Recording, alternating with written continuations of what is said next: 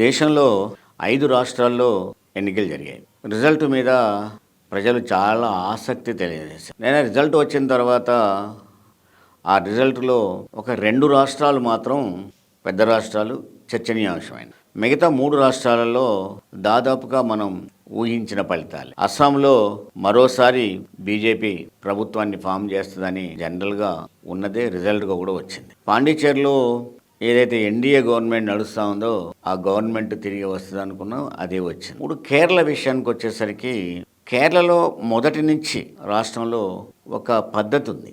అదేంటంటే అధికార పార్టీ మరోసారి గెలవదు. అది నెక్స్ట్ మళ్ళీ అధికారంలోకి వచ్చిన పార్టీ మళ్ళీ గెలవదు. అంటే గెలిచేది ప్రతిపక్షంలో ఉన్న పార్టీ, ఓడేది అధికారంలో ఉండే పార్టీ అనేది ఒక నానుడి కేరళలో మొదటి నుంచి. పోయిన తడ ఒక్కటే అది కొంచెం పక్కకు తొలగి సిపిఎం అంటే వామపక్షాలు ఎల్డిఎఫ్ రెండోసారి కూడా అధికారంలోకి వచ్చింది. 2 సార్లు అధికారంలోకి వచ్చిన తర్వాత మూడోసారి కూడా వస్తుంది అని కేరళలో ఉన్న పరిస్థితులు, కేరళలో మొదటి నుంచి ఉన్న సాంప్రదాయం ఇవన్నీ చూసినప్పుడు అది ఖచ్చితంగా గవర్నమెంట్ యూడిఎఫ్ ఇతడ వస్తుంది అనేది అనుకున్నది. ఇక మిగిలిన 2 రాష్ట్రాలు ఏంటంటే వెస్ట్ బెంగాల్, తమిళనాడు. వెస్ట్ బెంగాల్లో మమతా బెనర్జీ 3 సార్లు కంటిన్యూగా ఆమె గెలుస్తూ వచ్చింది. కానీ మమతా బెనర్జీ యొక్క ఒక విధంగా చెప్పాల్సిన మొదటి నుంచి కూడా స్పీడ్గా అరాచకాలుగా ఉంటుంది కేడర్ అంతా.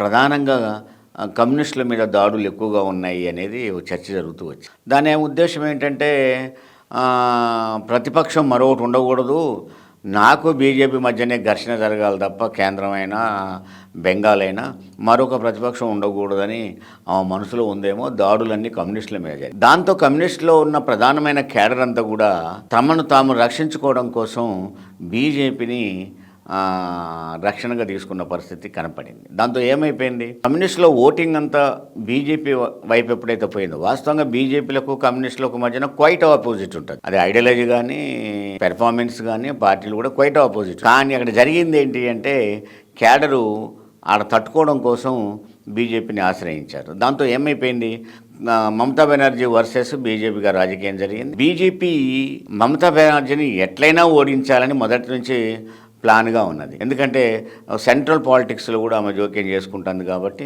ఆమెను ఎట్లయినా మనం దించాలనే పట్టుదలతో ఉండి సరే ఏది ఏమైనా అక్కడ బీజేపీ అధికారంలోకి వచ్చింది, మమతా బెనర్జీ ఓడి. ఇక మనం ఆలోచించే రాష్ట్రం ఏంటంటే తమిళనాడు. తమిళనాడులో చిత్ర విచిత్రంగా జరిగింది. డిఎంకే అన్నా డిఎంకే మధ్యనే, ద్రవిడ పార్టీల మధ్యనే ఎప్పుడు కూడా రాజకీయం నడుస్తూ ఉంటుంది. తమిళనాడులో నార్త్ ఇండియన్కి బాగా వ్యతిరేకంగా ఉంటారు, వాళ్ళు హిందీకి బాగా వ్యతిరేకంగా ఉంటారు. కనీసం హిందీ అక్షరాలు కూడా నీకు ఎక్కడ కనపడవు తమిళనాడుకి వెళ్తే. కానీ అక్కడ ఏమైంది, ఈ 2 ద్రవిడ పార్టీలు కూడా ప్రాంతీయ పార్టీలుగానే ఉండి ప్రాంతీయ ప్రయోజనాల కోసం, తమిళనాడు ప్రయోజనాల కోసమే ఉండే పార్టీలుగా ఉన్నప్పటికీ కూడా ఇతడు ఏమైపోయింది, దేశ రాజకీయాల్లో ఉన్న ఎన్డీఏ ఇండియా కూటములు ఏవైతున్నాయో 2 కూటములకు ఈ 2 పార్టీలు వెళ్ళిపోయినాయి. అన్నా డిఎంకే ఎన్డీఏలోకి వెళ్ళిపోయింది, డిఎంకే ఏమో ఇండియా కూటమిలోకి వెళ్ళిపోయింది. దాంతో ఏమైంది, ఈ ఎన్నికలు దేశ రాజకీయాలకు సంబంధించిన, జాతీయ పార్టీలకు సంబంధించిన ఎన్నికల్లాగా తమిళనాడులో వచ్చింది. కానీ తమిళ యొక్క ఆలోచన ఎప్పుడు ఏముంటుంది అంటే అది ప్రాంతీయంగా తమిళ యొక్క ఎగ్జిస్టెన్స్, ఉనికిని వాళ్ళు ఖచ్చితంగా కాపాడుకుంటారు. ఎప్పుడైతే సినీ హీరోగా ఉండి అంత అభిమానులుగా ఎక్కువ మందిని అభిమానులు కలిగి ఉన్న విజయ్ ఎప్పుడైతే పార్టీ పెట్టాడో, టీవీకే పెట్టాడో, ఈ రెండింటిని కూడా సమాన దూరం పాటిస్తే ఆయన రాజకీయాలు నడిపాడో, అతి కొద్ది కాలంలోనే ప్రజలు ఏమనుకున్నారు, డిఎంకే ఏమో కాంగ్రెస్, అన్నా డిఎంకే ఏమో బీజేపీ ఉంది, ఈ 2 జాతీయ పార్టీలు మా మీద పెత్తనం చేస్తాం, మాకు ప్రాంతీయ పార్టీ కావాలి అనే దాన్ని ఆ ప్రజలు ఎప్పుడైతే ఆశించారో టీవీకే ఆ ఆశకు తగ్గట్టుగా పార్టీ ముందుకొచ్చింది. అది ఈ 2 పార్టీలని కాదని మాది ప్రాంతీయ పార్టీ, మాది తమిళ పార్టీ, మాది తమిళనాడు పార్టీ అని స్పష్టంగా ముందుకు వచ్చేసరికి ప్రజలు ఖచ్చితంగా మొగ్గారు. అది మొగటంలో కూడా చాలా హామీలు కానీ పద్ధతులు కానీ ధైర్యంగా ఆయన ఇచ్చుకుంటూ వచ్చాడు.